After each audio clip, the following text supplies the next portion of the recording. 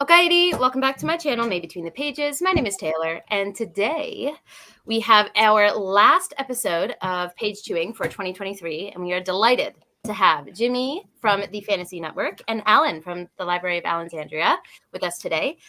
Two people that I'm very lucky to consider, at least, if not friends, acquaintances. I don't want to be presumptuous, but in this Booktube world. So it's going to be a great chat today. And of course, I am with my wonderful co-host, PL.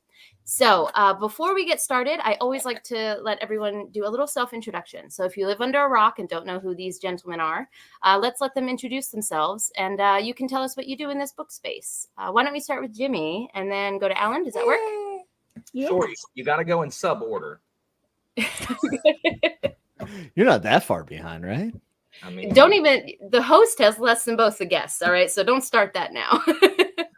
In wrestling, that would be considered that I'm the draw is what we would say. And then you would thank me for the house being the audience. You say, hey, Jimmy, thanks for the house. No, I'm just kidding around. I'm a job, Jimmy. Yes. All jobbers. I'm the name. You got to put me over. That's right. I'm a jobber. I'm going to put you over in here. Yeah, I'm Jimmy, and I'm from the Fantasy Nuttwork, where I do a bunch of bookish content. I do long form stuff like chatting with nuts. I also have done book reviews, like a million of them in the past. I don't do them as much anymore. And then I do wrap ups, and it's the end of the year, so some top book stuff's coming out. I have a manga channel that I am horrendously inconsistent on called Dudes Talking Manga, and I also run a Song of Ice and Fire podcast called Bend the Knee, and a Stormlight Archive podcast called Lost in Roshar. Almost forgot. I thought you would stop doing that because I thought you didn't have time for that one. I'm sputtering out. I'm sputtering. I can't keep up with all your things. I asked Jimmy to do a podcast and he said he didn't have time. This is like 9 months ago. Alan is still mad at me about this. I mean, and it makes me feel bad. He didn't have time to do a podcast. Chatting with Nuts is essentially our podcast. I mean, that's true. That's true. What about you, Alan? What about me? Oh, I have a channel that theoretically I post content on, which is not often. It's theoretically a Booktube channel. It's more a reading sprint channel, where I talk about things and get upset about the world that doesn't make sense to me. I have Asperger's. There it is. I'm gonna go ahead and say it. Maybe everybody watching this doesn't know that. You got to know. So people are like, "What's wrong with that guy?" Autism is what's wrong with him. And I have fewer subs than Jimmy. And really, I am a guest on Jimmy's show. And but me and Jimmy's conversation has like 175,000 views. And one of my students, no joke, fell asleep watching YouTube in their room and woke up and heard Big Bad Walker in their room on that podcast because friggin' YouTube had just played it like randomly. And I can't think of anything scarier for one of my students to wake up to is hearing Walker in the background, like in there. Well, you've made it in the world though when your YouTube starts recommending your stuff like that. I mean, I guess, but as Jimmy said, Jimmy lost subs in the. People were mad at me. They were like, "Why is this garbage on my up next?" And then I got this one today, the other day. Who else just woke up to these videos playing? WTF? And then another one said, "Who's here from Korea? This thing will not stop getting recommended to me." And then the ones that you sent me saying, "Effing nerds." That is true. I guess if it gets recommended by the algorithm, usually we're comfortable. We're all nerds here, but if it goes outside of that group, it might be like, what the hell? 5 million impressions on one video and it has a 0.5 click-through rate. I don't understand why it keeps pushing it. Yeah. They're like, we can't find anyone that likes this. Like, we have to continuously recommend it. I don't ever post content because I have bad anxiety. And I've realized literally this week that every single time I think about my job, I am flooded with stress hormone, and then I can't focus on anything. And that happened to me today twice. And I am concerned about my health because I'm about to have a child, and I would prefer not to make it an orphan, like at least right away. So, well, I mean, I guess my wife would have died too. No, I'm not taking you out. You're fine. I mean, who knows? Maybe these friggin' parents will come and get you too. Anyway, I got to find a new job. Like, I've got to. Like, I got to get out of the classroom. I can't make myself not care. Yeah. Teaching's the best job. If you don't give a crap, you want to be a bad teacher, it is the best job. Sit behind your computer for 7 hours, play on the computer, play on your phone, Christmas off, like home at 3. Are you kidding? But I need to not care, and I can't have it not care. And I got children coming. Can you please do more work and rewrite a test and let me retake it so I can go from a B to an A? Get out of my face. Get out of my face. Get out of my face. A B is fine. A B is fine. Well, leave me alone. As someone who's a teacher or was a teacher before this one in Japan, like, people have asked me when I come back to the States, are you going to teach? Because I've done it for a long time and I love doing it. And I was like, no, not even a little bit. Do I want to do that? Oh my gosh, I can't do it. I can't. Yeah. Anyway, I feel bad all the time. Like, I feel physically ill all the time. So, well, hopefully we can help you with that here. Hopefully. Well, I mean, give yeah, you a couple hours of happiness. yeah, and I'll calm down. And the second I look down at these papers again, and I'll be like, oh well, didn't learn anything. Guess I'm terrible at my job. Well, why don't we shift to your origin story? Okay, so I want to know how the two of you got on this space, because for me, I ask everyone their origin story, and I very sadly don't remember mine. I don't remember when I started, if it was 2019 or not, 2020, something like that. But basically, it's kind of the story a lot of people have, where I liked books and no one in my real life liked books, and I was dying to talk to someone about them. So I started making videos. So I'm curious for Jimmy and Alan, like, what brought you to this space? What made you start? Don't everyone jump on it all at once. I want Alan to go first. My villain origin story is that Jimmy, Philip, and Joanna stopped inviting me to do stuff and turned me into a supervillain. That's my villain origin story. So, but I mean, I don't know. It's the pandemic, class of 2020. Pandemic, I was looking up something, and I was like, people talk about books on the internet. I'm like, I can talk about books on the internet probably. And so it took me 8 hours to edit my first TBR on a crappy camera in a bare room. And then I was like, I ain't doing this. I'm gotta get some other program. I don't know how to do this. And the first 100 subs was the hardest. And then I joined, like, I didn't even know what Discord was. Like, I can't imagine not knowing what Discord is, like at this stage of my life. I had no idea what Discord was. I talked to Jessie May because I watched one of her videos, and she talked to how she lived in Japan. And so I messaged her on Instant Messenger. I was like, dude, like, Sugoi. and you know, so I talked to her about it, and she's like, you should come join the Discord. And I was like, I don't know what that is. And so I joined the Discord and was super active there, and I met a bunch of people. And then one day she shouted me out on her channel, and I doubled subs overnight. And from there, I just talked to a bunch of people, and then started my own Discord.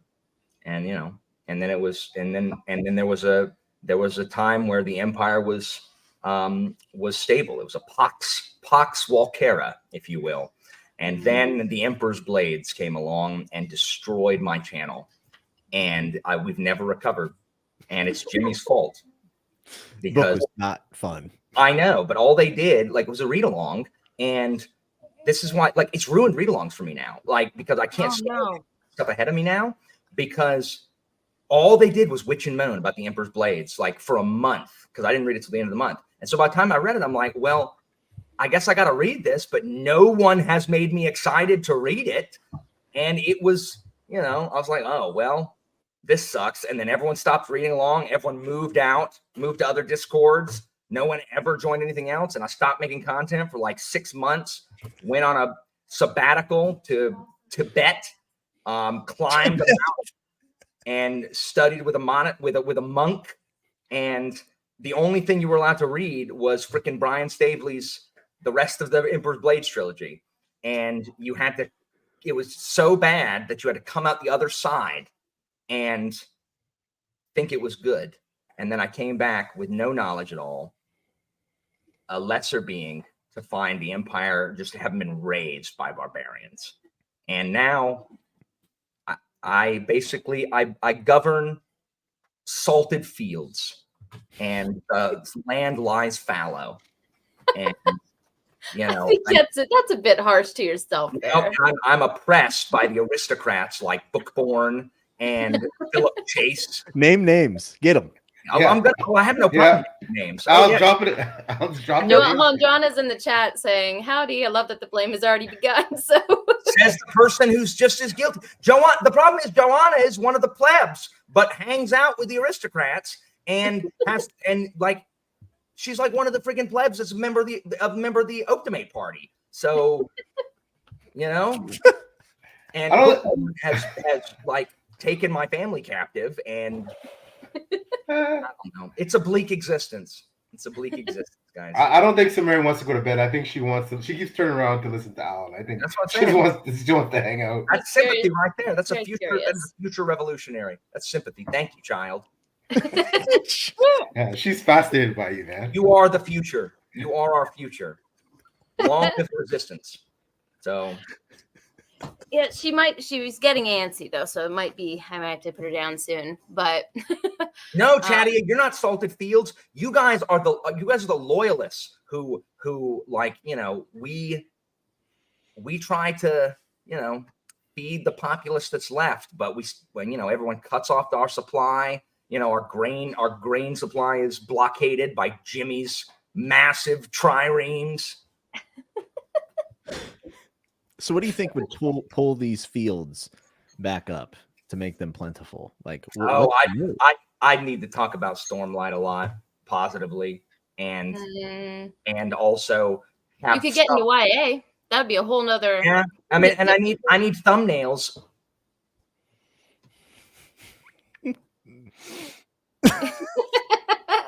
Honestly, it's really impressive you picked that up and like none of that fell, even a controller. Like, I would need stuff like that. I'd need to do a whole bunch of like, I read 834 books. Only these 10 are good. Or you could just read the popular stuff and then shit on it on purpose. That'll work. I could do that too. Yes, I could. That'll work. Yeah, but the problem is I don't like being, and I know people are like, what? I don't like being super negative. I know it sounds like that's the only thing I know how to do. But it's not like I don't like being super negative. I don't really like coming in and being like, this book is the worst book I've ever read. The Emperor's Blades is not good, but like, you know, some people like it, but it's just like, oh, Game of Thrones, more like Game of Suck. Like I'm not going to do that, but I could get tons of oh, thank you. I get tons of food or whatever. I am making a Honey Witch vlog currently, Anita. Wait, are you really? Yeah. That is amazing. I will watch that. I want you to understand the writer used the adjective, hyphenated adjective, the be loud fields. You can't just hyphenate what the fields are loud with and make it an adjective. You can't be like the car loud street. You can't do that. Like, what is the be loud fields? No. Well, we're getting a preview of the vlog. That's exciting. But you can't do that. Like you can't, like, my car loud street, my child loud classroom. You can't do that. You can't do that. Like that's so lazy. Anyway. Sorry. All right. That took 30 minutes. It's okay. That's what we're here for. So, what was the initial question that I asked? So, how you got started? Right. Nobody knows. I'm so far off the beaten path. I can't even see it. Lost in the woods. What about you, Jimmy? What's your origin? I really just wanted the document trying to find like the next A Song of Ice and Fire. Like that's really what it was. And I just wanted to talk to people about books. And I have this weird thing where I want like everyone to leave me alone, but at the same time want to belong. It's a very hard balance. I don't understand it. And it's a war that wages inside of me constantly of like wanting to be a recluse in like Montana in a cabin and then also wanting to live in Brooklyn. It doesn't make any sense. So that's that's kind of what it was. It was like, how can I reach out and meet people? And I also just really enjoyed listening to people talk about books. I didn't know it was a thing until like 2019. And then whenever I started to watch it, I was like, I really like these conversations that people are having. Even when I was disagreeing with people, I still enjoyed hearing their thoughts. And I was like, I could do this. And I've always liked public speaking for the most part. So I thought it was a nice way to keep that skill sharp as well. So that's it. Probably a bit of ego there as well. Well, I think any of us who get on here and turn on a camera and say, I'm worth listening to, have a little bit of that. Yeah. We'd be lying to ourselves if we thought we didn't. Absolutely. Yeah. Yeah, but I definitely get that kind of contradictory aspect because I think a lot of people who are into reading let me not be dramatic, but a lot of people in the community tend to be who read. It's a solitary hobby, right? So there is this contradiction of it's something you do alone, but you kind of wish it wasn't. I kind of wish somehow reading was a team sport. I guess that's why read-alongs are so popular because it's a way for us to finally do it, like with someone else. But that's actually, I wanted to go off of what Alan said earlier about just like having a readathon or a read-along that kind of he felt salted his channel, salted the earth of his channel. Have you guys ever had an experience? Pinpoint it to exactly the freaking Emperor's Blades. Everyone left and went over to Jimmy's. Like they all left, and Jimmy's like, "Oh, conditions not good over there. Well, you won't believe what I have in store for you. A very similar but not ruined by Emperor's Blades place you can hang out." And everybody left. Went over to Jimmy. It is true. I mean, there was literally a direct correlation between the Emperor's Blades and Alan disappearing for 6 months. Did you know that that's supposedly going to get a TV show? The Emperor's Blades? I heard Unhewn Throne trilogy is being picked up or being written or something as a television show. I don't know if I was being trolled. The woman can't sit the Unhewn Throne? That's crazy, dude. How are they going to do that? Because it said it about 100 times. We're not going to bash that book, but whatever. Well, I feel like that's interesting though, because you never know what's going to get adaptation. I feel like things that I feel would be more popular never get adaptations, and then lesser known ones keep popping up. I don't really know. Yeah, I don't know. It's weird. There's never anything that I want to get adapted that gets adapted. It's always like, what about Shogun? What about Shogun? It's being adapted. I mean, Shogun was already adapted, so it's being readapted. Well, fair. That's fair. And that's fine if it's good, as long as they don't generify it. They're going to as long as they don't make it Ghost of Tsushima. Like everything gets genericified when it becomes adapted because they don't want to just appeal to the my favorite fantasy series. Like they don't want to just appeal to them us. They have to appeal to Gen Pop, and so they think the way to do that is to remove everything that made it special and make it the most generic, bland. That's what they did with freaking Winter King. And that's what they do with every fantasy thing, and that's what they're going to do with whatever the next thing is. Hopefully, they don't do it with Shogun. Hopefully, Shogun's good. But trailer was cool. Yeah, I feel often caught between I really want to see the stuff I love on like a big screen, but I'm also terrified. Like the Greenbone Saga is so close to my heart. Jimmy and I have talked about that in the deep dives we've been doing. But I want to see it on the screen, but at the same time, I'm like, I don't know if I want anyone messing with those characters. I don't know. I really struggle between wanting adaptations and not. Yeah, I had this conversation with Laura from Fantasy Watch. She was like, I really want them to stay true to that. Whereas I am kind of different. I actually don't mind changing like a bunch of stuff. I really don't. As long as it's good. That's all I really care about. It's hard. Hope they do not, so that people won't start talking about it again, and I can live my life free of Greenbone discussions. There's not that many anymore. No, there aren't, and we are entering halcyon days where I don't have to hear about how Jade Legacy cured their cancer and about how they were once, and rightfully so. Okay, I mean, that deserves what the praise it gets. Get out of here. Medicinal properties, apparently, like it. Oh my gosh. I haven't read it. So I agree with Bo. Alan, how dare you? Okay. No Greenbone slander here. If only I've never heard someone say, "How dare you? Your opinion is wrong." Most of my opinions are wrong, apparently, as people tell me. I haven't read it, so I can't judge it. I'm talking merely of the hype surrounding it when it came out. It was everywhere, and everyone was like, "This is the best book I've ever read." I had kidney stones and now I don't. Do you think that, like, why do you think that happened? Do you think it was because there was a lack of other things coming out at the time, or do you think that there was genuine excitement for it?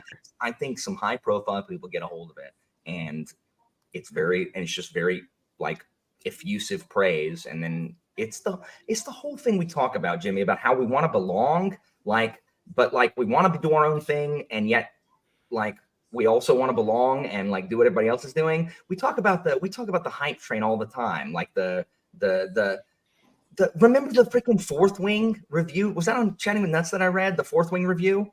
Yes, it was the second book, Iron Flame. Yeah. Oh yeah, where it said nothing about the book, like just like, oh my gosh, my head exploded. This is epic perfection, whatever. And then it was just like, and then someone underneath said, great review. It's like you didn't say anything about the book. Like it wasn't a review. Like this is just you saying superlatives.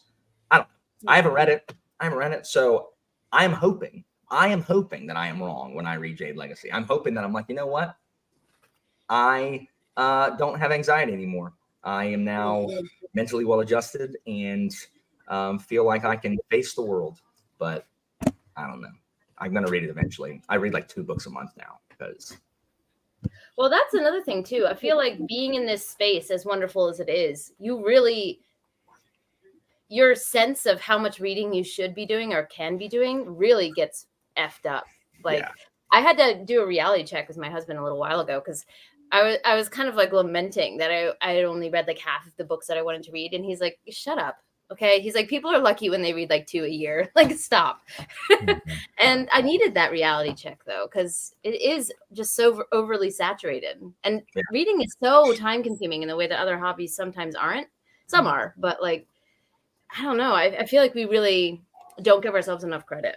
I used to have no problem reading 2 books a month. I read a book every 2 weeks, like before I joined Booktube, and a longer one would take me a month. Like a Malazan book took me a month to read about.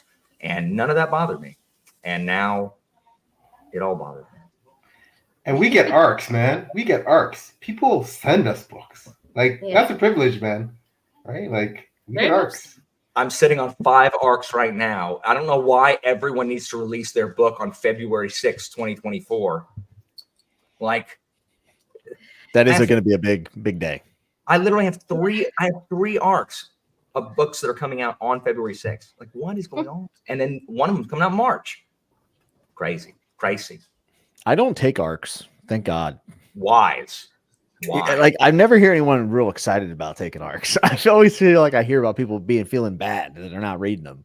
And I'm like, I can't. They're chains that drag you down. Well, I've started I have like a party line now. When people ask, I say, if it seems up my alley, I will accept it. And I'm very honored that you would offer it, but I will not offer a reading time frame. I'll say, I'll get it when I get to it when I get to it. Can't promise when that is, but there will be a review when I do. So if that works for you, you can give it to me. And that's kind of what I do. Same.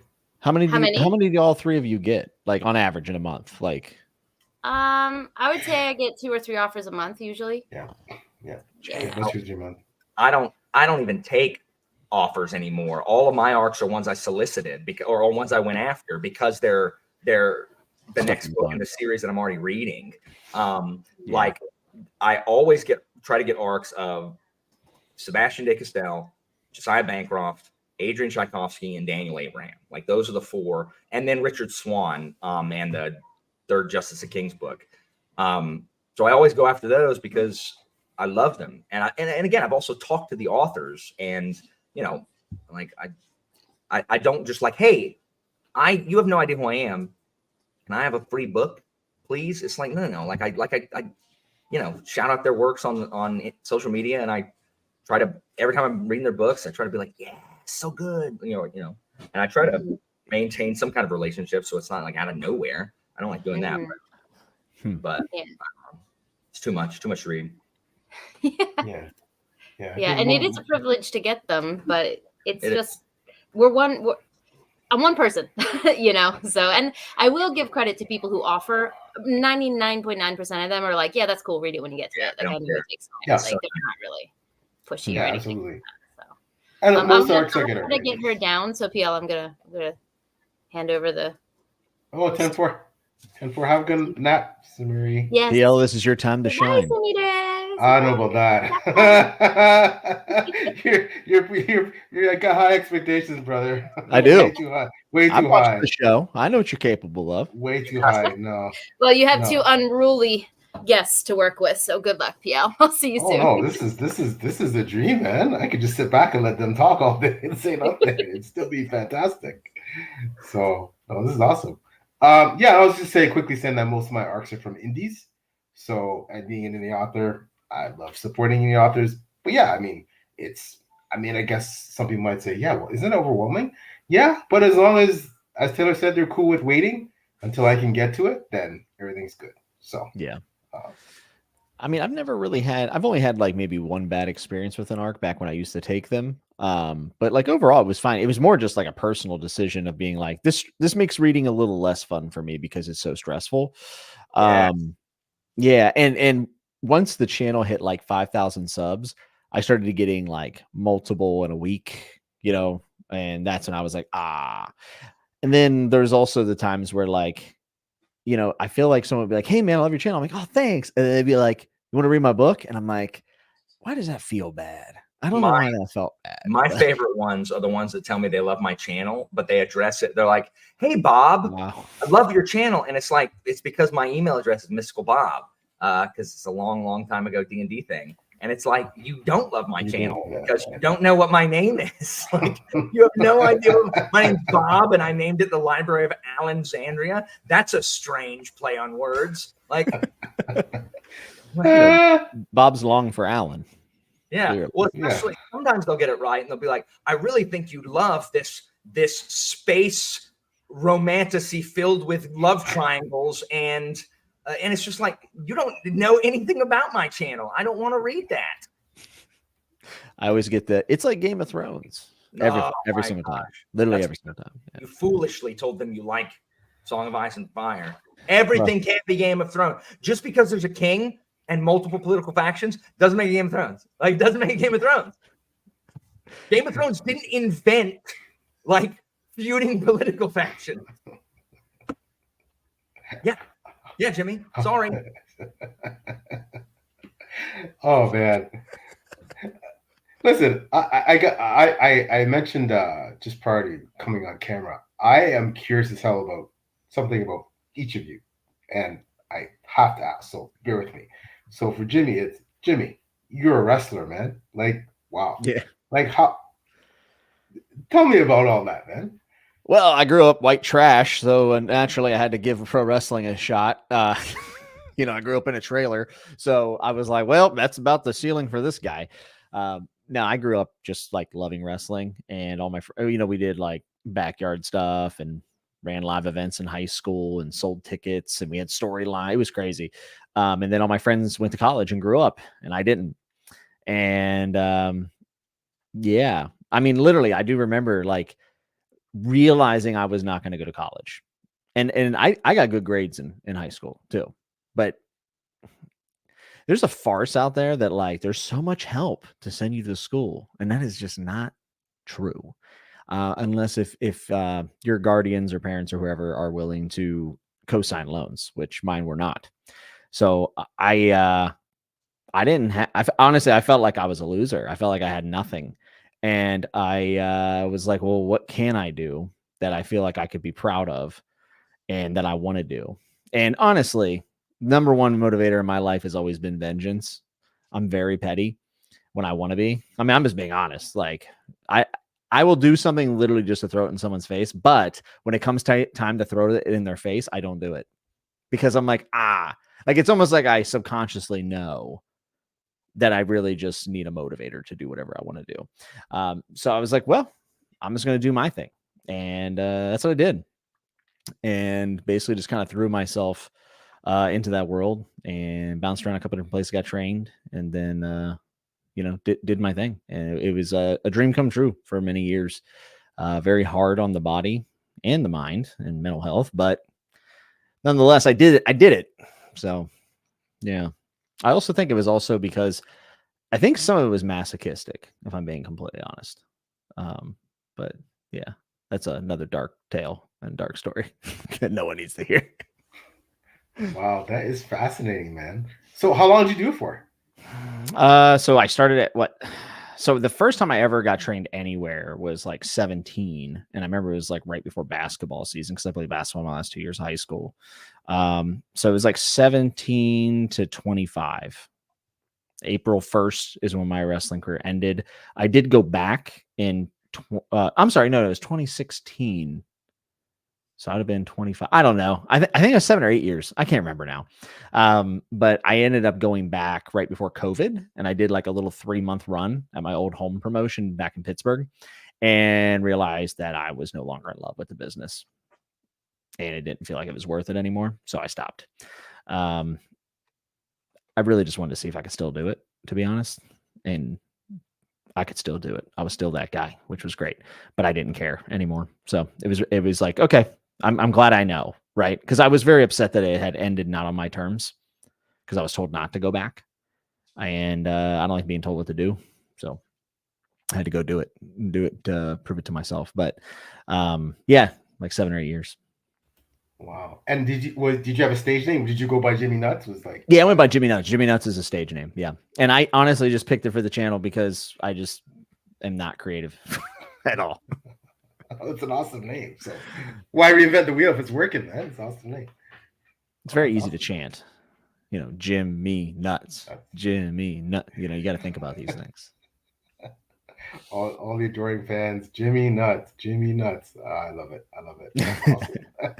Well, it's awesome. Thanks for sharing that. Like I said, I just always curious because I think I was looking for to put Alan's picture and your picture on the promo stuff, and I just Googled Jimmy Nuts, and then of course it comes up with you flexing, posing, and I was like, holy moly, man! Like, man, all the good stuff's gone. I did a purge, and there's stuff I couldn't get taken down because like I went like dark after. Like I don't want any of this out there. So I took down all like the good stuff, and I'm like, well, now only the bad stuff's up, and that sucks, you know. But I don't know if I'd Google my name. You might get on the list or something. I'm sure I'll Google the worst, man. Trust me. Trust me, I have. Me too.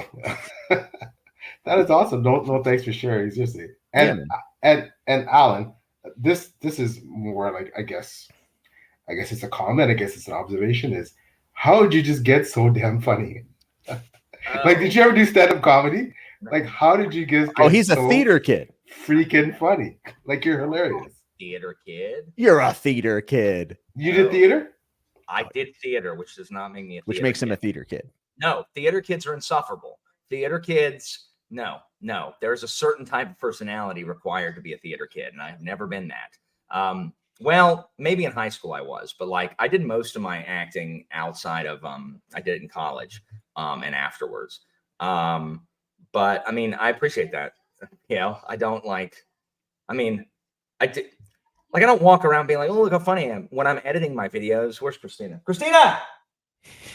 She always likes to confirm this one because when I'm editing and I'll like put in like a bit, I always laugh to myself. I always go, oh, I'm so funny. Like, I'll do that. But, like, I mean, like, I don't really like, I mean, I don't tell jokes. It's just the way I see things, and I've always talked like this. Like I've always, you know, just talked about things in this way, and I just picked up stuff. Like I like wordplay a lot. I like overly long metaphors, and I always have. Like Terry Pratchett, Jon Stewart, Conan O'Brien, and Eddie Izzard are the 4 things that I found I just found really, really funny when I was in high school and in college. And Eddie Izzard does fun sound effects and has weird metaphors. And Conan O'Brien does really stupid, self-deprecating humor. And Terry Pratchett is all about like wordplay and stuff like that. And then, you know, Jon Stewart is just the referential, like lots of references, him and Terry Pratchett. Well, really all 4 of them are referential people, like reference stuff. Like, I just think, like, the reason I think Conan's so funny is he's Harvard educated. I mean, he knows a lot. Like, and it's not just because he's Harvard educated, but Like, I think the funniest stuff, like the more you know, the more you can reference, which the more you can say something unexpected. Like I died laughing in class, and I couldn't stop laughing in class because I had these kids do these projects on a famous Roman, and this one girl, she made this pop-up book instead of like a backboard, and it was really good. And I was like, Tiffany, that's a phenomenal like visual for that. And she's like, thanks. Like this is the second one. I had to make it a second time. And I'm thinking like, oh, it's because she, it didn't turn out the right way. And so she immediately, before I can say anything, she's like, I had to make a second one because someone called it ugly. And I'm like, oh, her friends must have called it ugly. And then before I can even say anything, the next thing she says is, it was my parents. And I died. I fell on the floor laughing because I didn't expect the reason she had to do it again because someone called it hideous. 2, I didn't expect it to be her parents. And then all I can picture in my head is her bringing it like a supplicant, being like, mother, father, I made this. And they just, boom, they just hit it out of her hand. And then they step on it and say, get out of here. No gruel for you. And send her away. And she like drags like the remnants of it like behind her. And I couldn't get that out of my head. And I couldn't stop laughing. I couldn't breathe in class. I was laughing so hard. I don't think this girl understood why I was laughing. But like, it's just like stuff that is unexpected to me makes me laugh a lot. So I don't know if that answers the question, but like, I don't know. People like when I rant about stuff, but I try not to be mad. Like I try just to be. There is a big difference between you being mad and you ranting, by the way. People don't know that. Hyperbole. I know. Yes. I like the use of hyperbole to highlight the ludicrousness of a situation. And so that's why I talk in ridiculous hyperbole. Like, no one watches that one. That one's true. No one watches my channel. Like that part's true. But most of the other stuff I say is I don't know, but I appreciate it.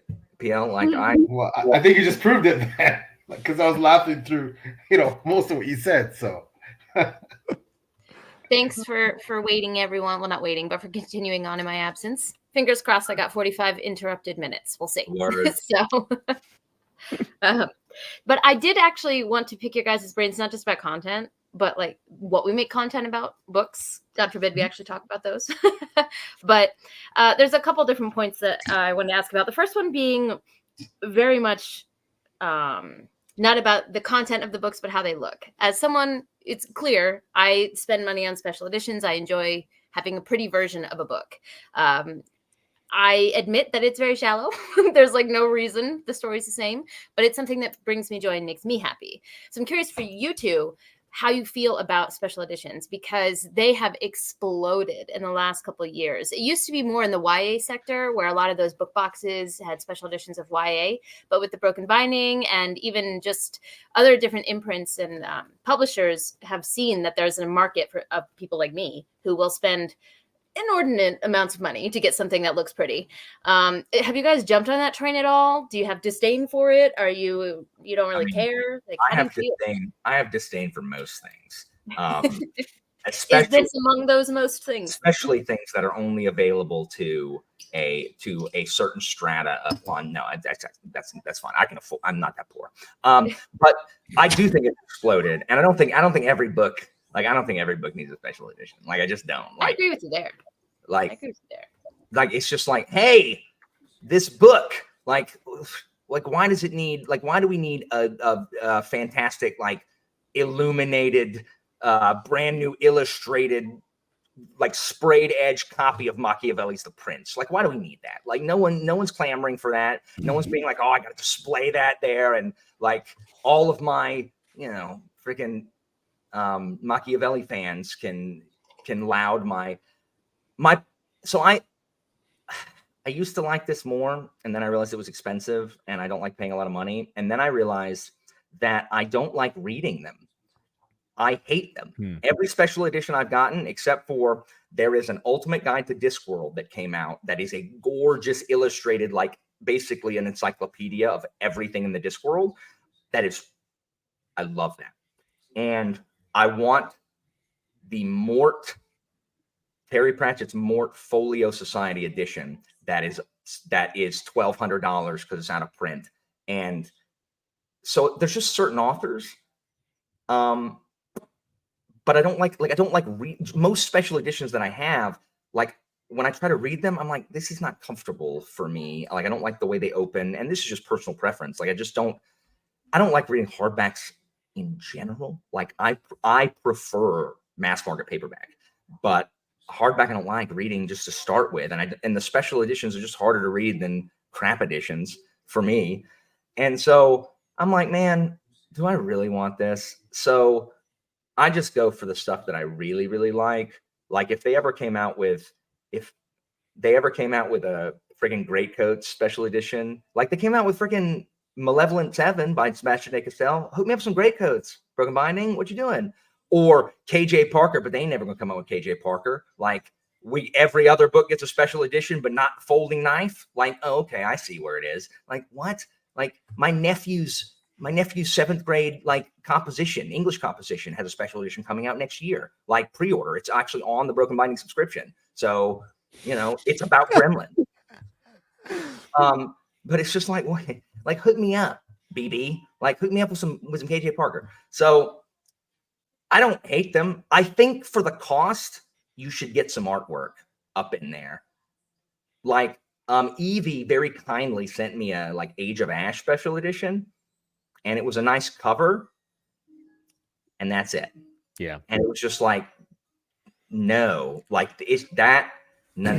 Like, come on, like you can't charge what you're charging and just change the cover, guys. Like we got there is definitely some truth to that, where it is. I think publishers are assuming that you're not going to read it, so they just make it look pretty on the outside, which is probably not wrong in many cases. Especially if you already have an edition and you're just buying a pretty one to enjoy, to put on your shelf. I don't particularly care for Promise of Blood, the first Powder Mage book, but I would have bought those because the artwork, but expensive. But the artwork in there is amazing. They look really cool. That at least makes it worth it. Yeah. Like that makes it worth it. Like that's cool. Like that's something you can't get somewhere else. It adds quality. Yeah, the books of Babble I have from Subterranean Press, but that's because a bunch of my patrons, like 40 patrons one year, banded together and got me the Subterranean Press. I love that. It's one of the most touching things ever. And so I have those, and those are my prized possessions. But I'm still not going to read them. But Sub Press, those particular ones are really, really good and readable. But like my hands just ooze grease. Like I can touch anything and you can fry an egg on it. So I don't like getting my nasty hands on those. So those just sit there and look pretty. But those, the freaking picture on them stacks up to a combined picture of the tower. So like each is a level of the tower. So that's cool too. Like something like that is awesome too.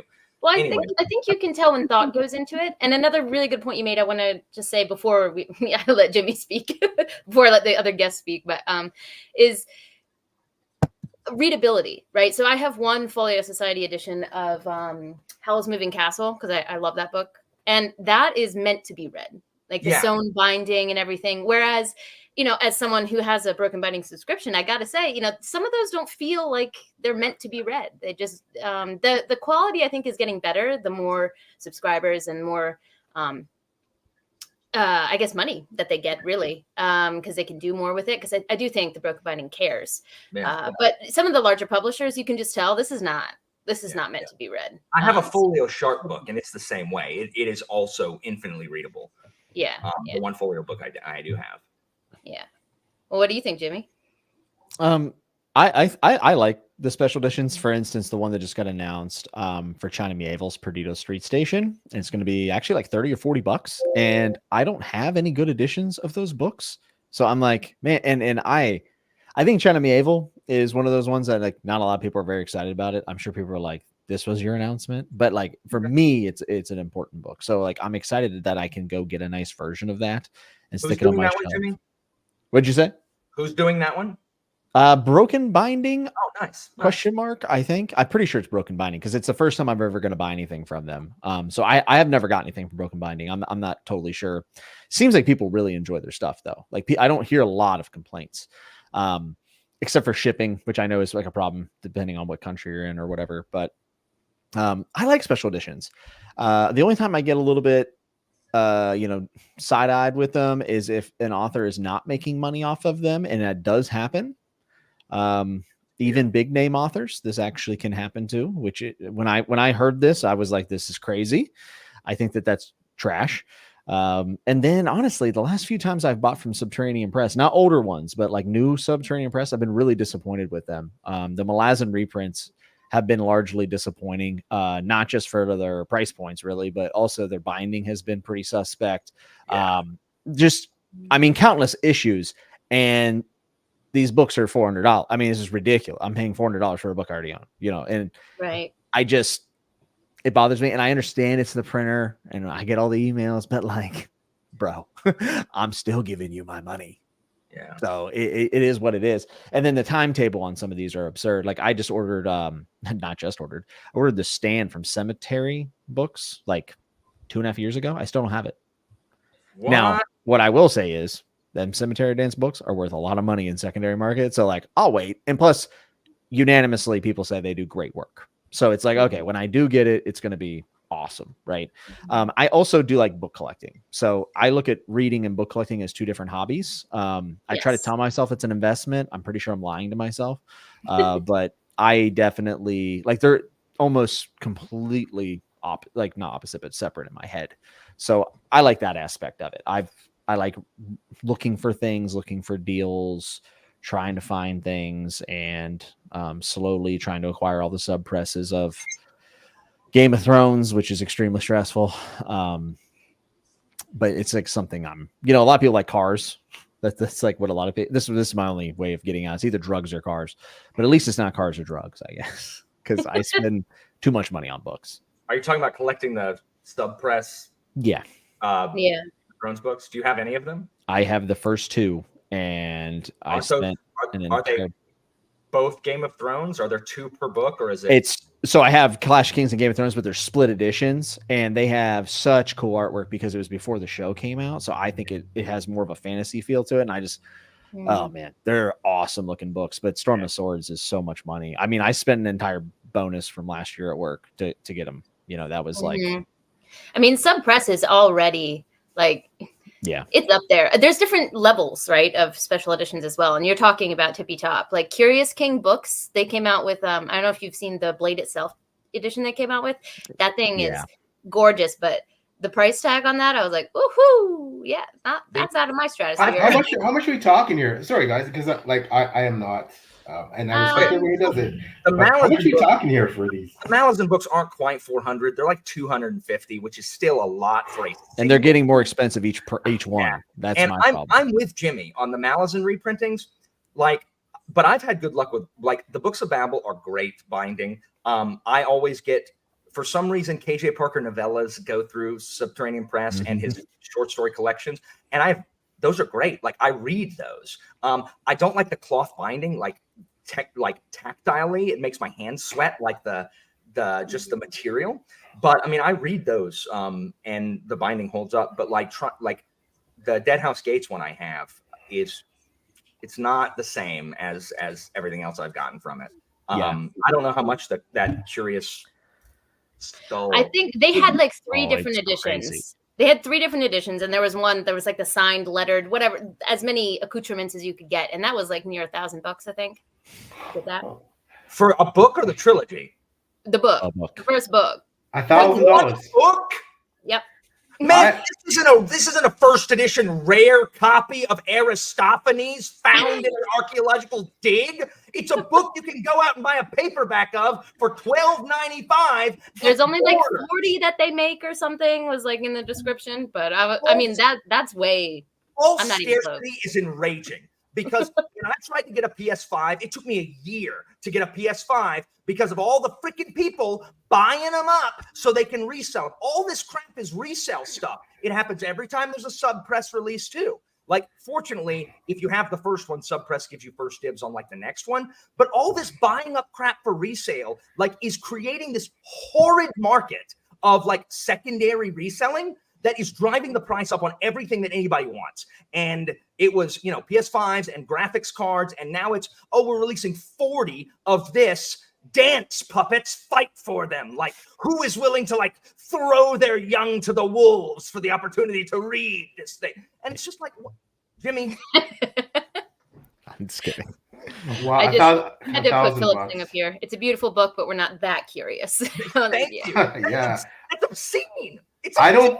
don't think my whole, and I have a lot of books, and my wife would say that I'm horrible with buying books and the Amazon and the credit card stuff, but I'm that guy that if I see something on sale and I buy it, even if it's like a mismatch for a series, like, like I'll have Night of the Seven Kingdoms and Fire and Blood, but the hardback, but then everything else that I have for Game of Thrones, for Song of Ice and Fire is mass market. You know what I mean? Like, but I don't care if I get one cheaper, I get one on sale. Like, I'll miss as long as the shelves kind of line up neatly. But I don't, and I certainly like $1,000. That's probably getting. I mean, close that's just to, for people who have throwaway money. I mean, no one else is in that market. So it's another thing to separate us from them. Like, it's just another thing that someone can flex their whatever they need, their freaking clout.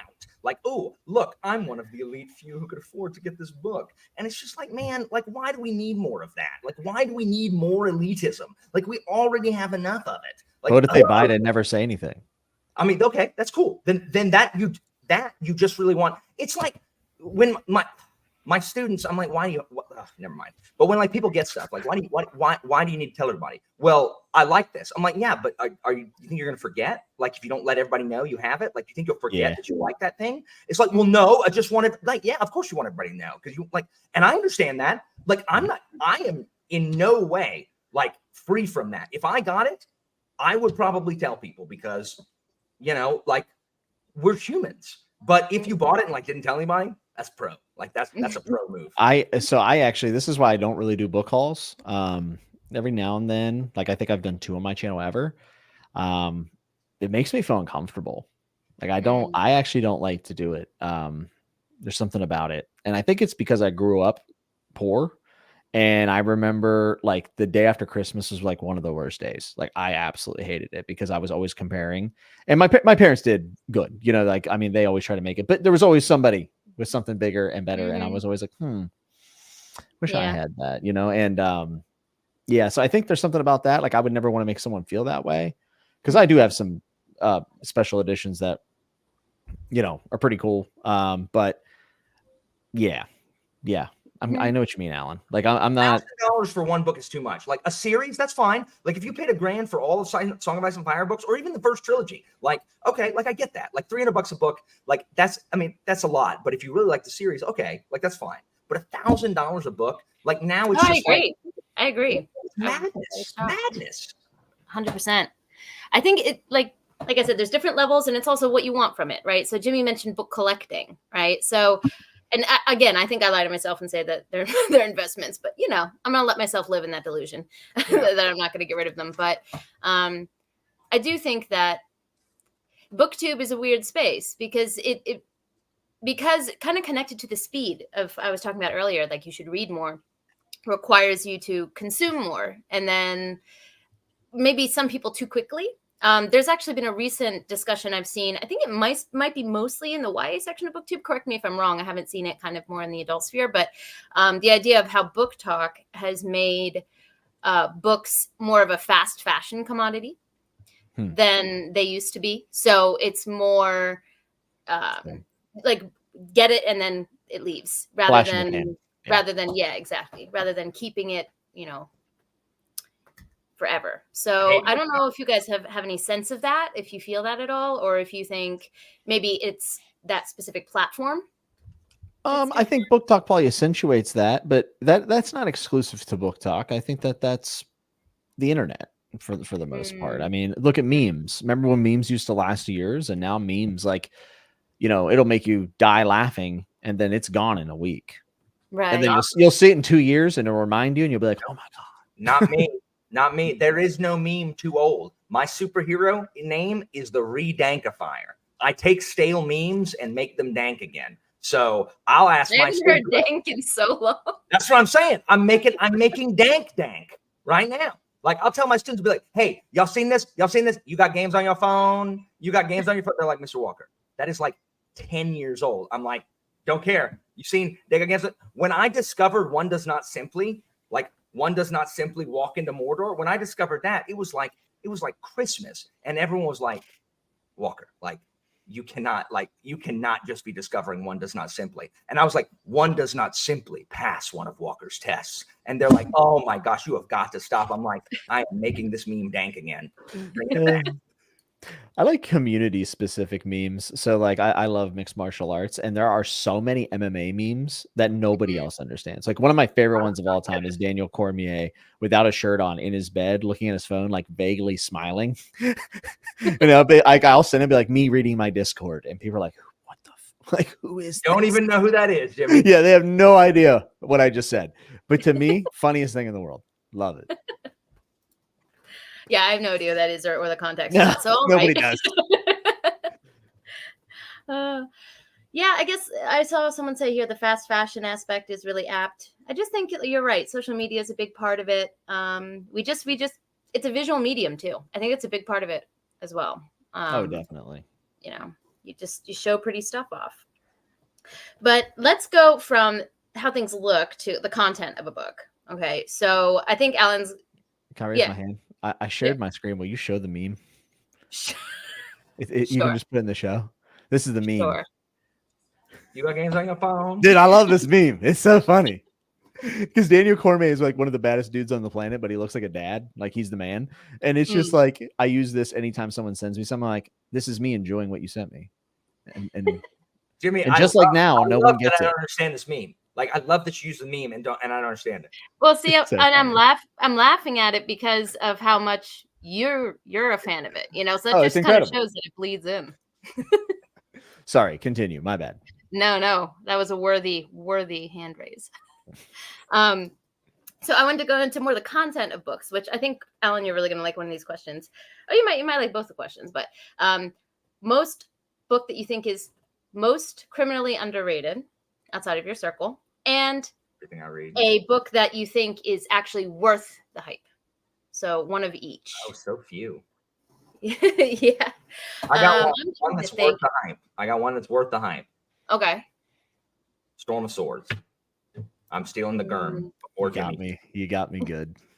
Like I think Game of Thrones. And when I say Game of Thrones, like guys, we all understand that Game of Thrones is shorthand for Song of Ice and Fire. Like we don't need people in the chat being like, oh, it's actually called Song of Ice and Fire by George R. R. Martin. Like everyone understands that we're like that's shorthand. It's just easier to say.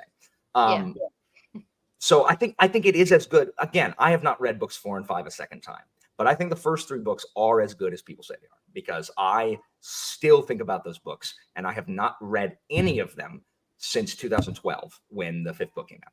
So, and I still think about them on the regular. And like, I think that is one that is worth the hype. I think it's popular to hate on it now because everyone's mad. 1, that the series isn't finished. 2, that people keep comparing stuff. Like that Gurm is the benchmark. Like, right? It's like, well, it's good. It's not Game of Thrones good. And it's just like, no, Game of Thrones good. And everyone, gets mad. Yeah. Or they just don't like that he's a little sailor guy. I think anything that gets that big, is going to be, there's going to be a group of people that it's their personality to hate it.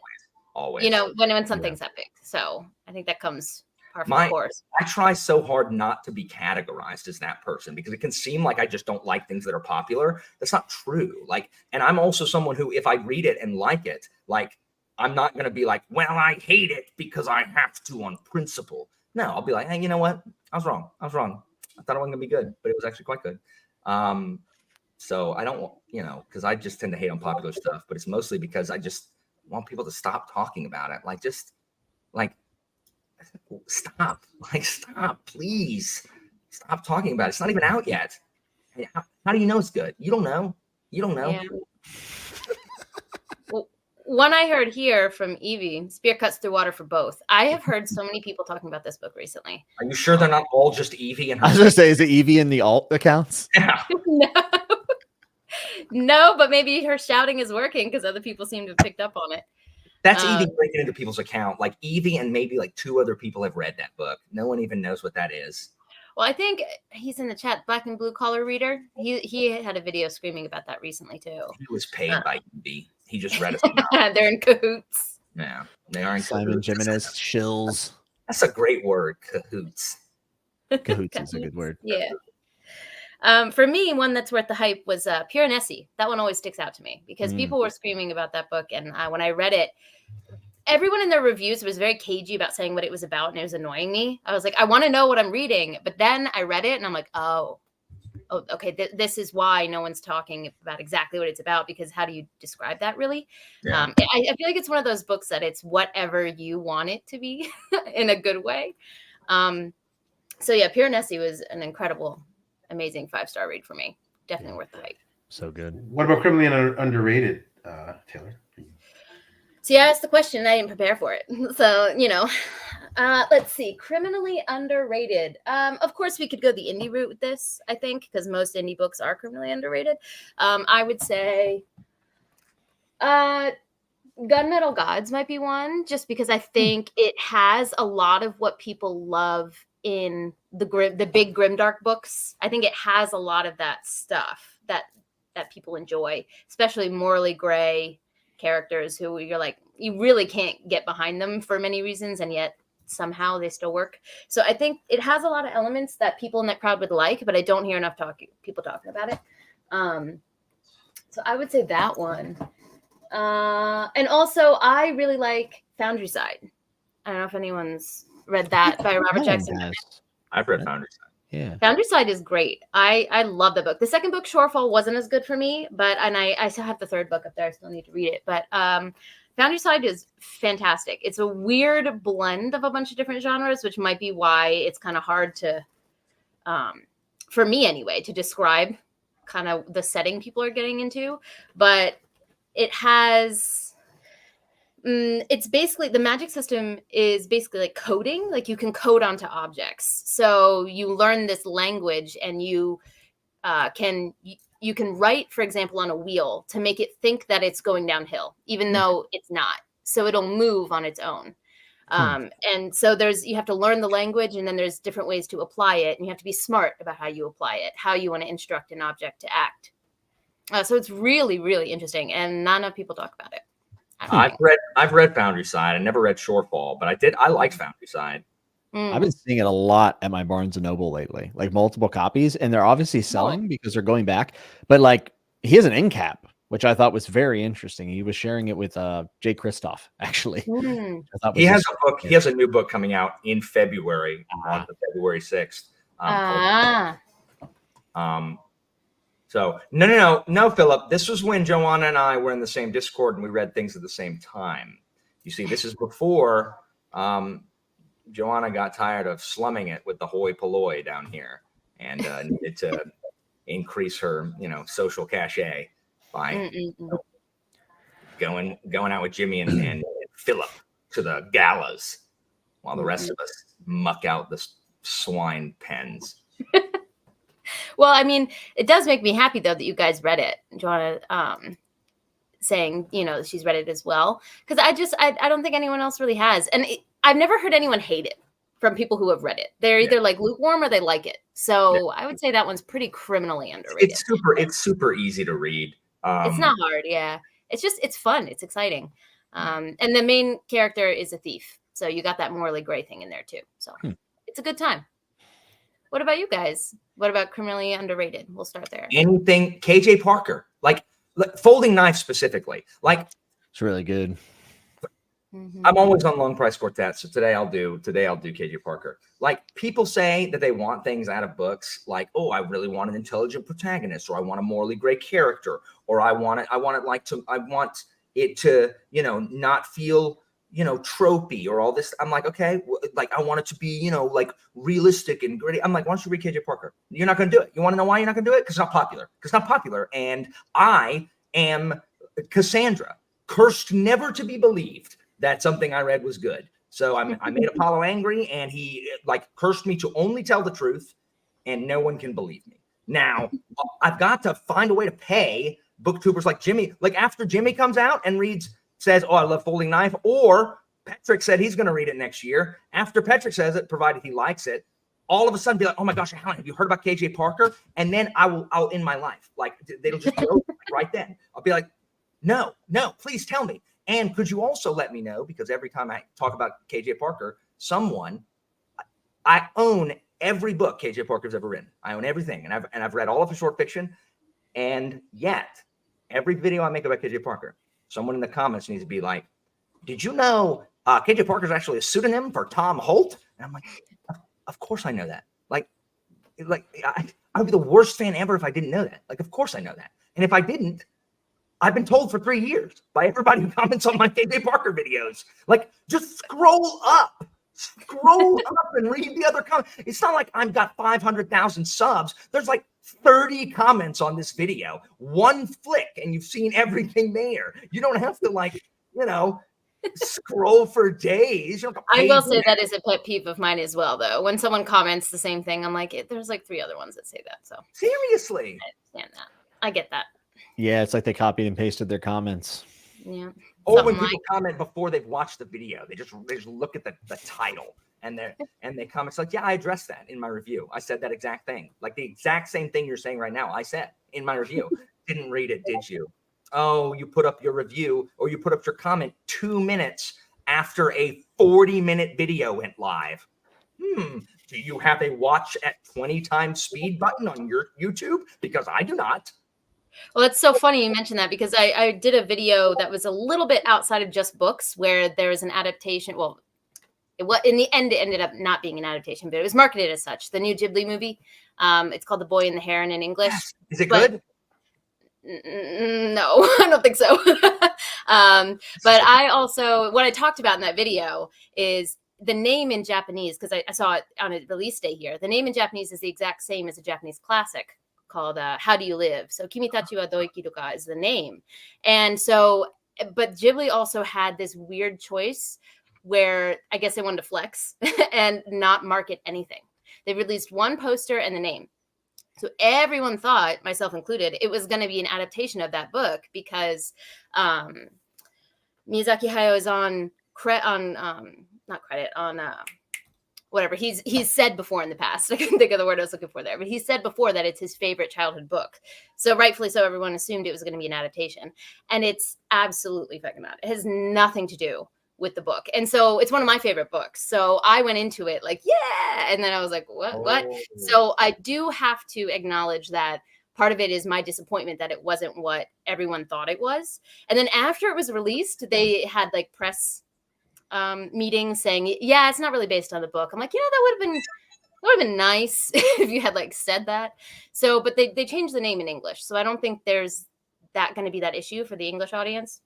My point of saying this, though, is I released a review of it. And the first half, I talk about my disappointment, essentially, that it wasn't an adaptation of the book. And then the second half, I talk about the movie itself. And someone left a comment just loud and proud saying with their chest, yeah, it's not an adaptation. And I've only watched the first half of your video, but that's all you're talking about. So I'm not watching the rest. You're wrong. And I was like, well, I mean, I guess you said it with your chest. At least you admitted you didn't, listen to the whole thing. So that's a thing. That's definitely a thing. Oh, definitely. But yeah, what about you, Jimmy? Yeah, so underrated is the Baslag series by China Mieville. I have no idea why more people don't read it. I feel like it's what is weird, but like he's one of the few people I feel like isn't just doing what everyone else is doing. I think he like literally like pushes the bounds of imagination in a lot of ways, a lot of metaphysical stuff that I find to be really neat. I mean, you're talking about moths that feed on human consciousness. There's swords that can separate like there's a lot of really good stuff in there. I think the world building is as detailed and cool as something like a Middle Earth or, a Second Apocalypse or whatever. I think Adrian Chofkowski takes a ton of inspiration from China Mieville, and I know he does. He said it. But China Mieville is just so unique, and his I'm writing it down now. I'm intrigued. His writing is fantastic. He can be funny. He can be serious. He can be sometimes grotesque. But like overall, I can guarantee you've never read anything like these books. And I would say each book has its own, there's only 3, and I don't think he'll ever return to the series personally. But Perdido is probably the most accessible. The Scar is the tightest and my favorite. And then the third book is like wild, and it really deals with revolutions and how revolutions don't always happen when they should have happened, but they are a kickstart for something that maybe will come in like a 20-year time period. and there's like a perpetual train. I don't know. It's some weird stuff, but I really feel like Baslag. It's just, I don't know. People read Perdido sometimes, but they never read the Scar, and the Scar is amazing. There's a floating city. It is awesome. Oh, I love floating cities or cities in the sky. The War Eternal by Rob J. Hayes does that so well, and it's one of the reasons I love it so much. So you sold me. I'm sold. It's so. I mean, do you know who else Adrian Tchaikovsky reads? KJ Parker? Yes. It really? Yeah, said in an interview. Mm-hmm. I can see it. I mean, I'm reading The Folding Knife right now. I haven't finished it, but Folding Knife, it's phenomenal so far. It was my first Parker book, and that was my. It's so good. That's what converted me. Yeah, Folding Knife. It's like it's a character book. Like it's about a character and dealing with different. If you love characters, this is the one. But it's written very intelligently. I mean, you could tell Parker or Holt, whatever his name is a genius. That man knows way too much about way too much. There's like it's not possible. Like it's not possible for you to have that much information about that many things. Like you can't. But yeah, you can honestly tell that he's just like a student of the game. Like whatever angle he wants to take, like he studied it, which I think is great. But yeah, Baslag 100% is the one I feel like is underrepresented. And I don't know why it's like pulling nails to get people to try his stuff. Perdido is a little bit odd, and I do think there's some pacing issues with it. But like, I bounced off of Jimmy. I a long time ago read the first chapter of Perdido Street, and I bounced off of how freaking weird it is. Like it's just like, oh, it's weird. Like I was just like, If honestly though, it has a lot of themes of injustice and abuse of power and revolution against it. I feel like it would be something you could like possibly.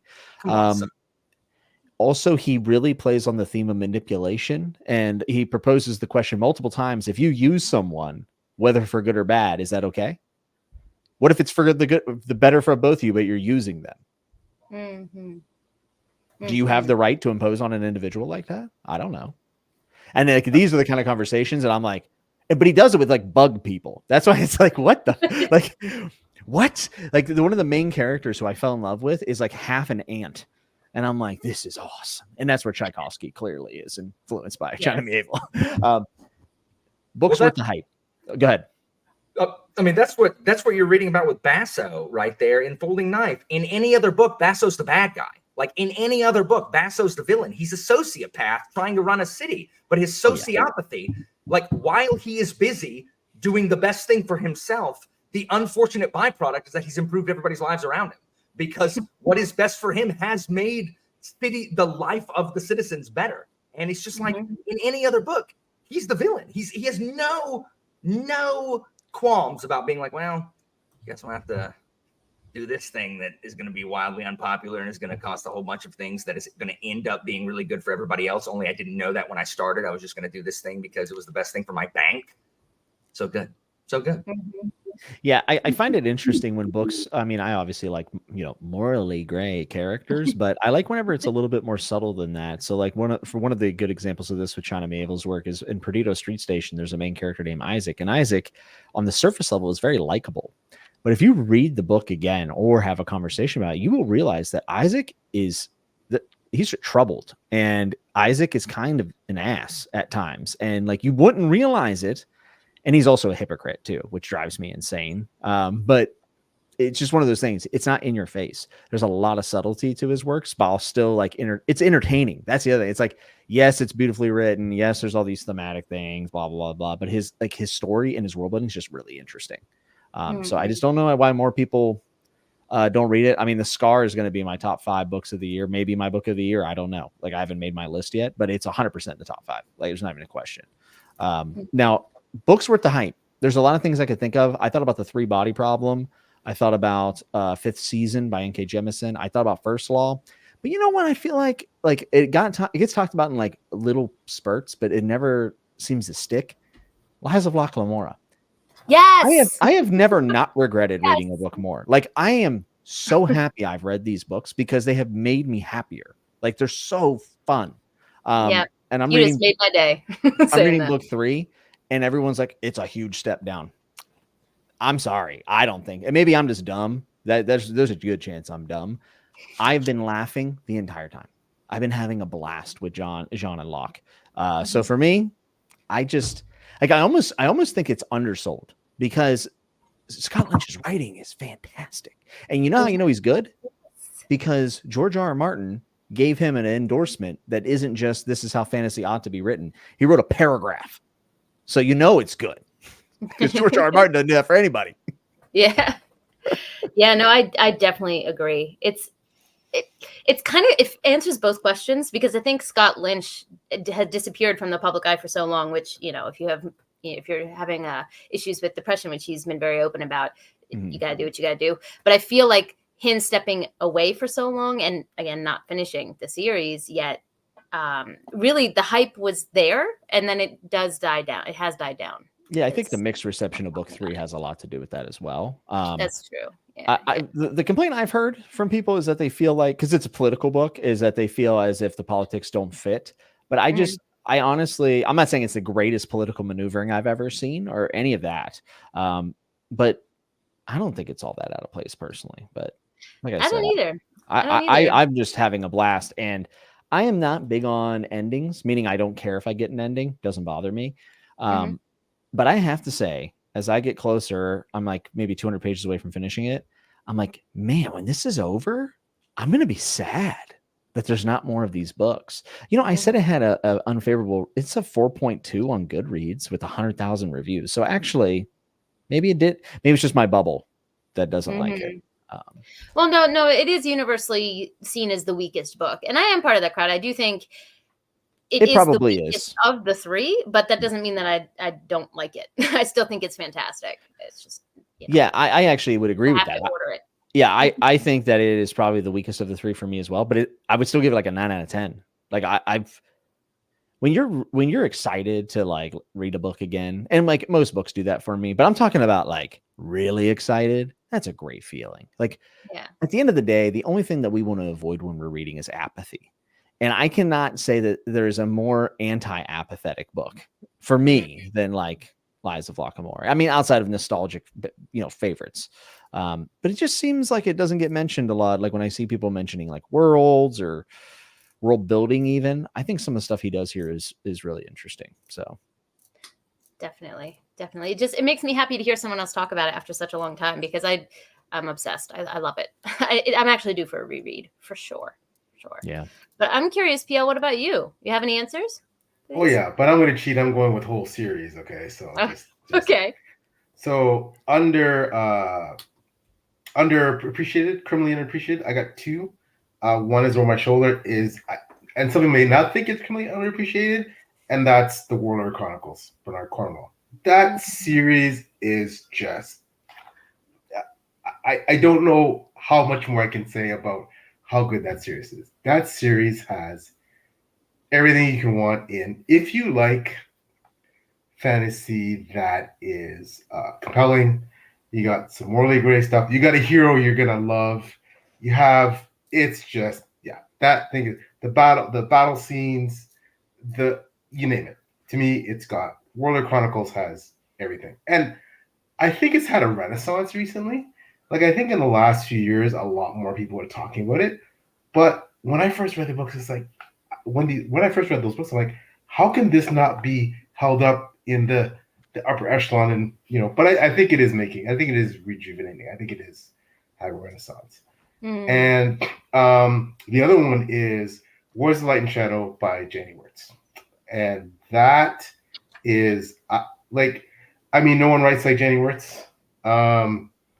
I know that it's not everybody's cup of tea, because her writing is, let's face it, right? Like it is lush, and for some people it's too much, right? That's probably the biggest obstacle to that series for a lot of people. They don't find it accessible.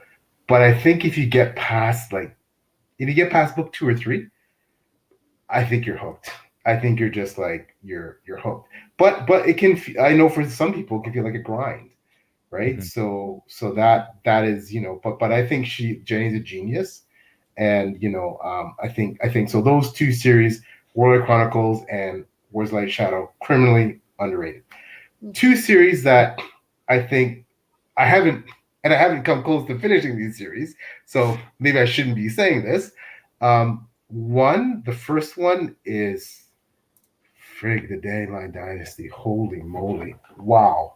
Yo, you both are Wow. making my day. These are my faves. Wow. I'm reading Wall Storms now, and I'm just like, holy, just like, jeez. Yeah, it is for someone like me who loves the lore and the history and the intricate world building and the tales within tales and the philosophy and just like, that series is going way up my charts. And like I said, I'm only 2 books in. I know it was only 4, but and then the second one, again, haven't finished it. Only read the first book, but just from the first book alone, R. Scott Bakker, man, just that first book is just. I think about that book constantly, like and I think it was Jimmy said almost scared to like what like when this is over. Like in other words, when I finish the series, I think I'm probably gonna feel like, oh my god, it's over. Like those 2 series. Are you going to read the sequels after the Prince of Nothing trilogy? Yeah. After I get through that, then I'm going to read all this. I'm going to read the whole thing. But I'm going to talk about an ending. Okay. Oh my god. Okay. I love when I'm not ready for that ending. I love that. So. Jimmy, did you just go, oh my gosh, that ending? That ending. No, it's more like that knowing no one has ever read that ending and not had strong opinions one way or the other. See, that is a good way to sell an ending. That is a good way to sell an ending, as opposed to, oh my gosh, that ending broke me. Okay, cool. Main character died. Awesome. Awesome. Thanks. That's what that means. That is what that means. 99.9% of the time. Yeah, it's probably code for but yeah, I those series. So Unappreciated, Warlord Chronicles, and Wars Light and Shadow, and what? Warlord Chronicles is underappreciated. Yes, it is. Yeah. Are you kidding? Severely underappreciated.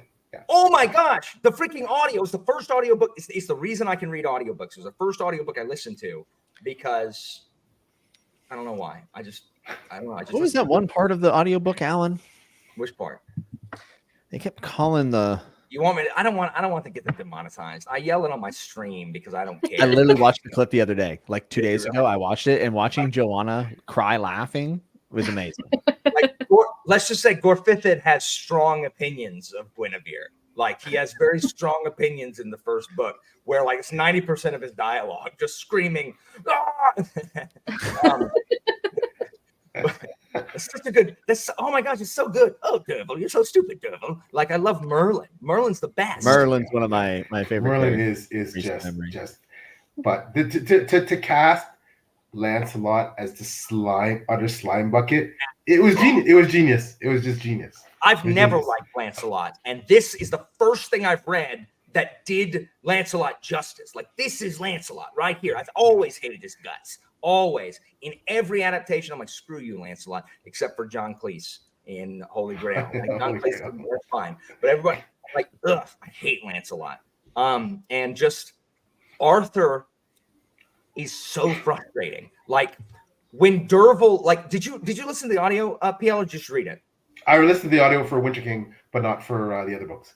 I read the other rest. When Dervil is screaming at Arthur, like when Arthur finally pushes Dervil too far, like for whatever happens. I'm like, holy crap, this is so good. This is like, Arthur, you are the worst. You literally did that same thing. Yeah. Oh, but it's okay for you, but not for them. Okay, I see, Arthur. You're the worst. You're the worst. Like, I hate you. Why are you this way?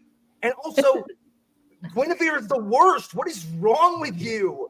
I mean, just your reactions to the characters are selling me, because if you can hate a character that much, that's good character work. It's character work. The character work is outstanding. And like I said, the battle scenes in that book. I mean, you talk about battle scene writing. The John Gwynns, the Young Winters, like Bernard Cornwell writes battle scenes like nobody. He is one of the best in the business with writing historical battle scenes. Like hands down, he's so good. Like that. I know George R. R. Martin's a big fan of him, and actually said that when he wanted to write battle scenes, he went and read Bernard Cornwell, all of his books, really. Yeah, that's awesome. Yeah. Like the Sharp books, the Napoleonic War scenes are just like, they're just brutal. Like cannon, like striking a square of British infantry, just like marching towards them. Like So good. Well, I think PL, you had some great answers then, because you made all of us happy with an individual answer, right? So I'm like dancing for Dandelion Dynasty. You got Alan with Bernard Cornwell. I think you got some good ones there. I really like Dandelion Dynasty. You what? I'm sorry, Jimmy. What? I really like Dandelion Dynasty quite a bit. I mean, Wall of Storms is still one of those books that I think about a lot. And as far as the climax go, it's probably like up there. You know, it's pretty excellent. I felt like I started enjoying it a little because Ken Liu does some things again and again and again, and it's fine.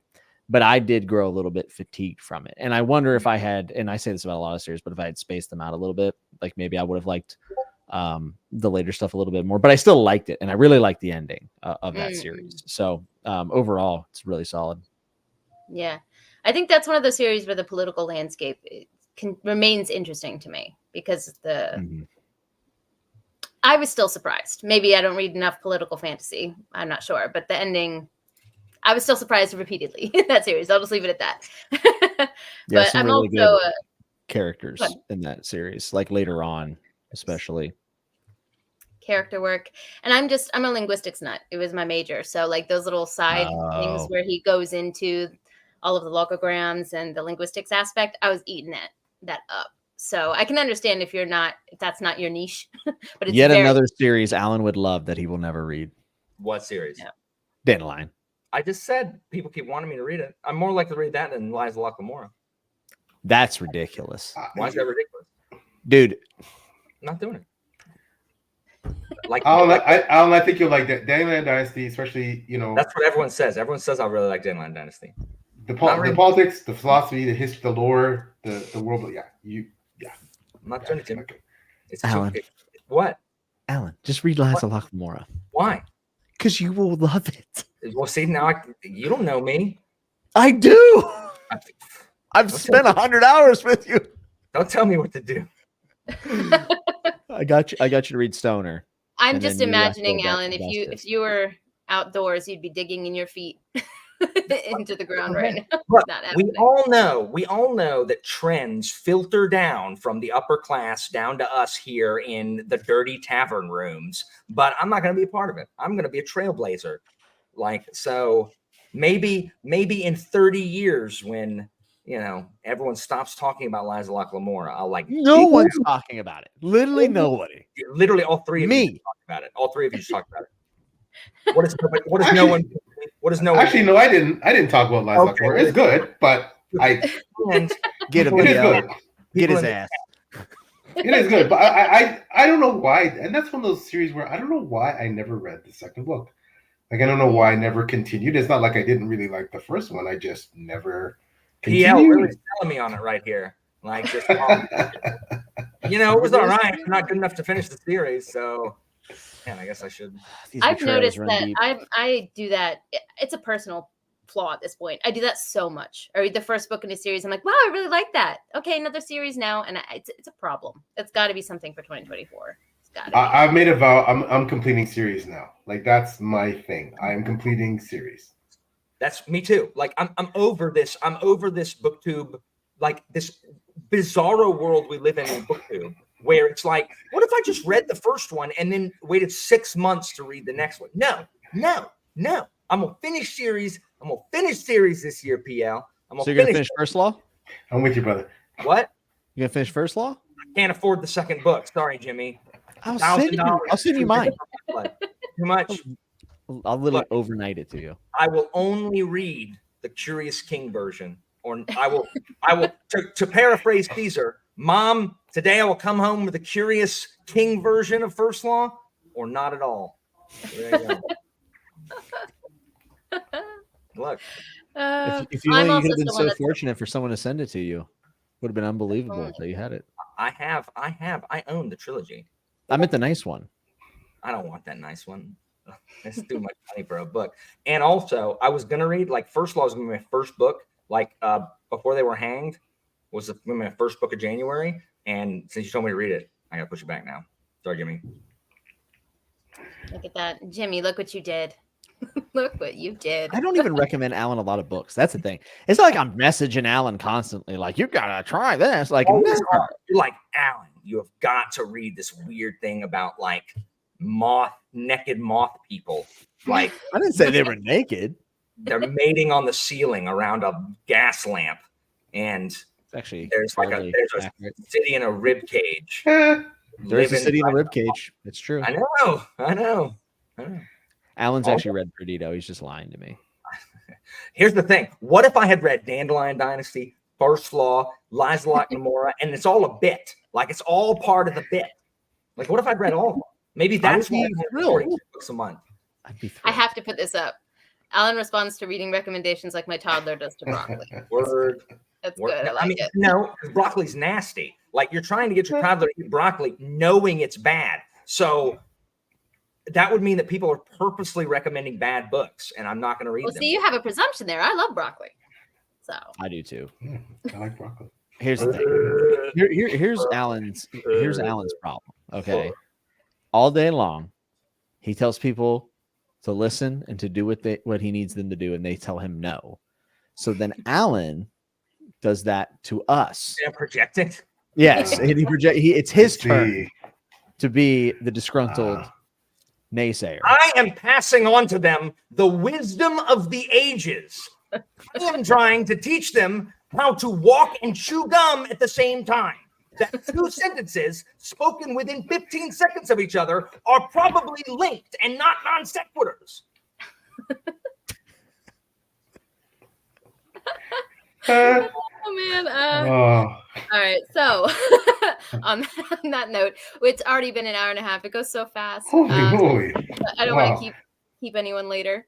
So I always give I guess a chance to sign off before we leave. If anyone has joined this stream halfway through or is, missed the beginning, please tell everyone where they can find you or anything you have upcoming that's exciting, like something we can look forward to in the new year. Maybe, Alan, you're planning on doing some kind of series about finishing all of your series up. Like, I would love to hear what you guys are planning as well. So why don't we kind of do what we did last time, of course, in sub order. So we'll do Jimmy and then Alan and then PL and I will sign off. Well, I appreciate y'all having me on. Hope we get to do it again. And before I go, I do have some exciting stuff coming to the channel, but I feel like there's just something I've been wanting to say in public for so long. It's gonna be hostile. No, it's not hostile. Okay. And that is, if you're playing Modern Warfare 3 and you're using a riot shield in Call of Duty in the year of 2023, you should uninstall. All right. Who hates people for using the noob tube? I will fire that grenade launcher all day, Jimmy. Bro, you can use the noob tube. I literally don't care. But if you're using a riot shield in 2023, get out of my lobby. I don't want to play against you. Why? You're sweaty. Like a turtling strat? No. Sorry, I've been playing a lot of Call of Duty lately.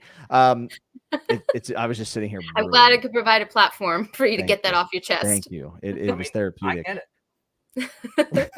I have some year-end stuff coming out. So I've decided to split my year-end awards in my top 10 books or like best book of the year videos. So they're going to be 2 videos. So the first one will come out this week and it'll be my year-end awards, giving out random categorical things with some nominees. And then next week after Christmas, last week of the year, I'll release my top 10 books of the year, which is going to be, as always, very stressful and tight, but it's my favorite video to make every year. So I know there'll be a million of them, but mine's going to be better than everyone else's. So just watch mine.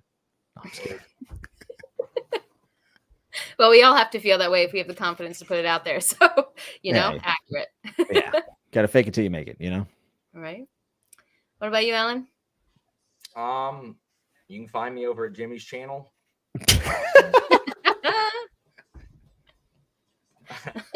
I'm hoping to restart Jeopardy in the new year.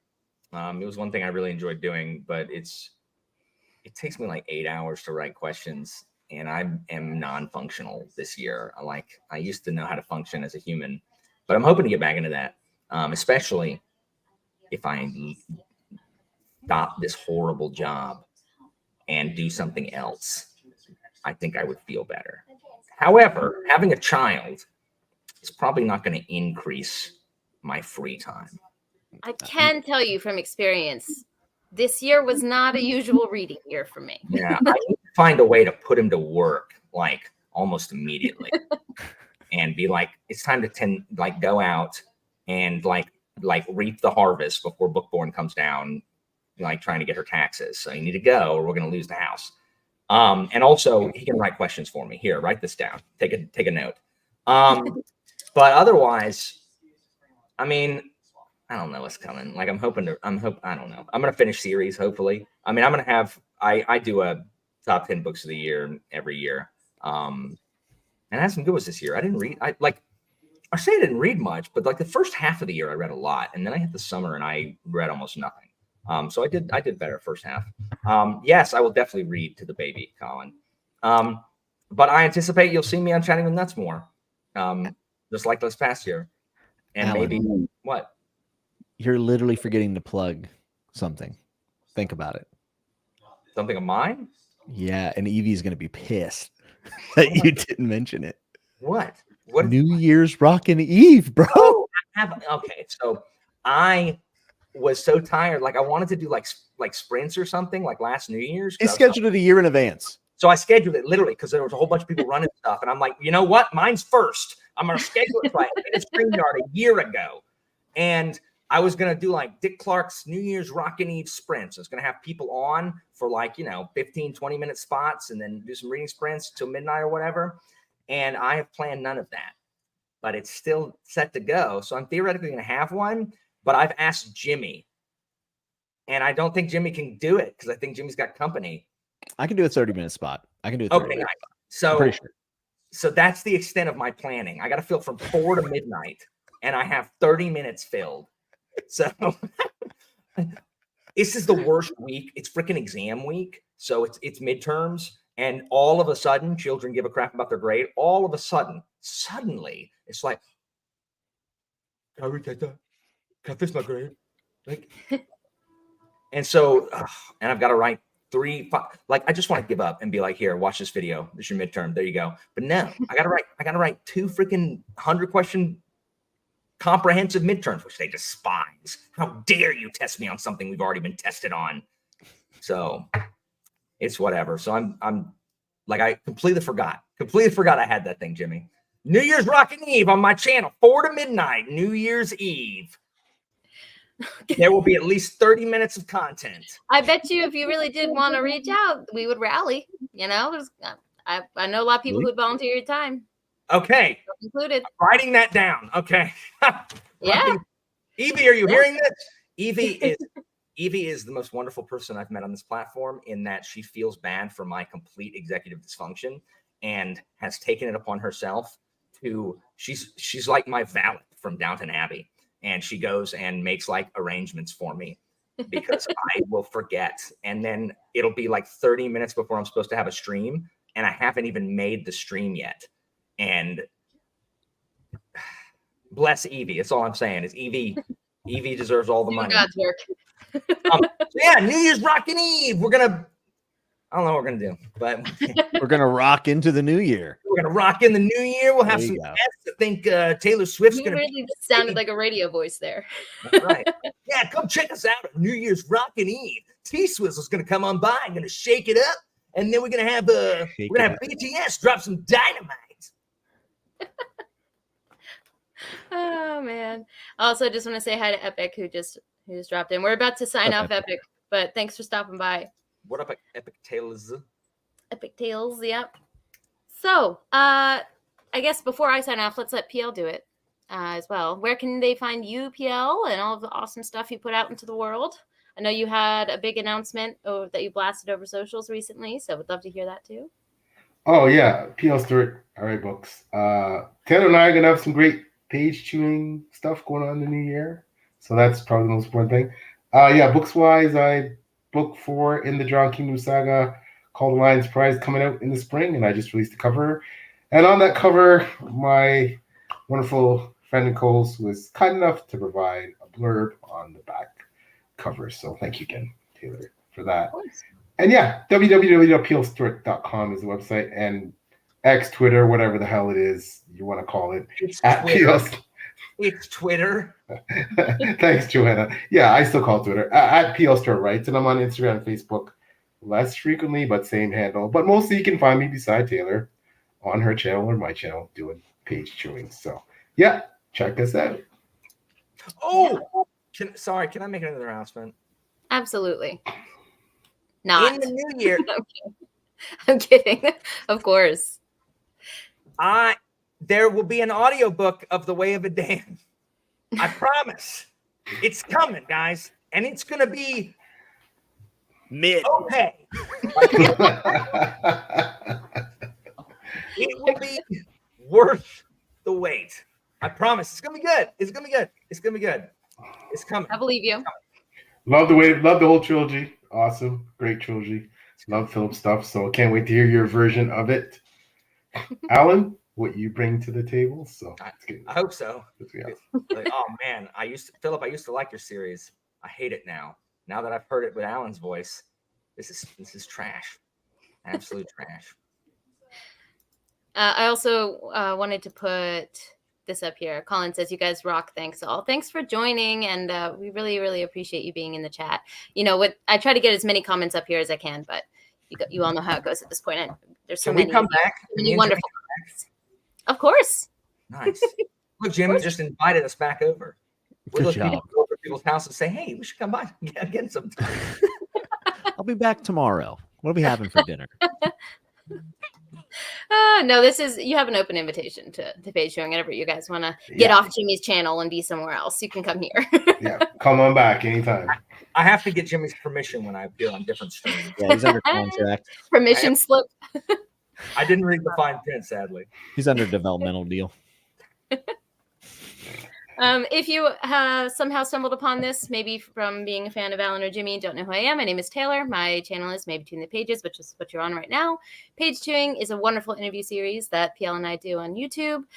We've got some really exciting stuff for the new year, but I also want to plug everything we did this year. We worked really hard on Page Chewing, and I am so proud of the guests that we had. We just recently had Pete Jelly Clark, who it was one of the best. Oh, it was a fantastic discussion. We're just so lucky to have been able to talk to the people that we've been able to talk to. So that playlist is always like front and center on my my channel page. So if you guys wanted to check that out, you can see all of that there. I also want to do a shout out to Before We Go blog, which is where I'm an assistant editor with PL as well. And the team worked really hard this year. So if you guys want to see any written reviews, end of the year wrap up stuff, go check out Before We Go blog. As for my end of the year stuff, props to you, Alan and Jimmy, for kind of having something already planned. I'm flying by the seat of my pants, haven't recorded anything. So you're probably going to see all those end of the year stuff in the new year from me, because I'm, I guess, contrarian, even more so than Alan maybe. And I'll do it when I want to do it. So no, I firmly believe that you can find your favorite book in the last week of the year. So I don't like making those. I don't make mine till January. I don't make mine till January.